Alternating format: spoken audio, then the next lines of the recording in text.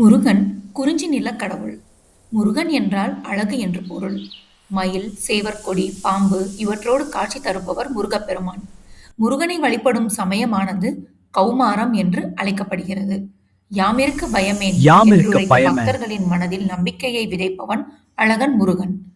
முருகப்பெருமானுக்கு தேனும் தினைமாவும் பஞ்சாமிர்தமும் புட்டமுதும் திருப்பாகமும் நெய்வேத்தியங்களாக படைக்கப்பட்டு வழிபடுவது மரபு.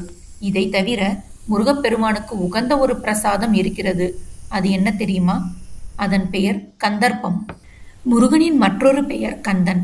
அவருடைய பெயராலேயே இந்த அப்பமானது கந்தர்ப்பம் என அழைக்கப்படுகிறது. தென் மாவட்டங்களில் கந்தர்ப்பம் படைத்து முருகப்பெருமானை வழிபடுவது மரபாக உள்ளது.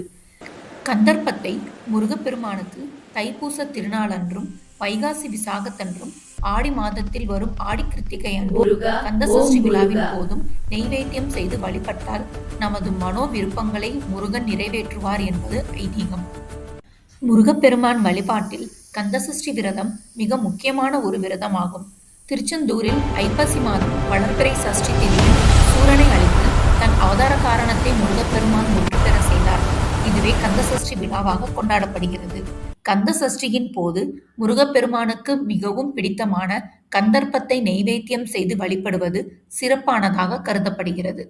உங்கள் மனதில் உள்ள விருப்பங்கள் நிறைவேற முருகனுக்கு கந்தர்ப்பத்தை நெய்வேத்தியம் செய்து உங்கள் மனதில் உள்ள விருப்பங்களை அவரிடம் வேண்டிக் கொள்ளுங்கள்.